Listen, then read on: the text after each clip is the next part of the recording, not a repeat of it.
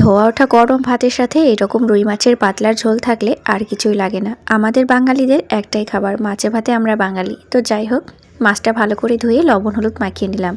মাছটা ভাজার আগে 5 মিনিট আগে অবশ্যই লবণ হলুদ মাখিয়ে রাখবেন, তাহলে মাছটা খেতে বেশি ভালো লাগবে। এবার ফ্রাইং প্যান ভালো মতো গরম করে সর্ষের তেলের উপরে মাছগুলোকে বেশ লালচে করে ভেজে উঠিয়ে নেব।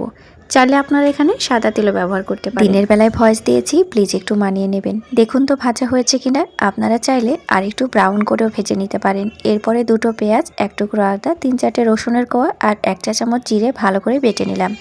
তেলটা ভালো মতো গরম হয়ে যাবে, তখন ফোড়নে গোটা গরম মশলা আর হালকা একটু জিরে দিয়ে মশলাটাকে কষিয়ে নেব।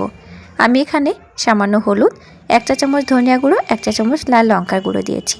ঝালটা অবশ্যই আপনারা স্বাদ মতো দিয়ে দেবেন। মশলাটা ভালো মতো কষানো হয়ে গেলে ওপরে ঠিক এরকম তেল আসবে। তারপরে পরিমাণ মতো ঝোল দিয়ে মাছগুলো ছেড়ে দেবেন। নামানোর আগে অবশ্যই একটু ধনিয়া পাতা ছড়িয়ে গরম গরম ভাতে একবার পরিবেশন করবেন। কেমন হয়েছে জানাবেন। Thank you.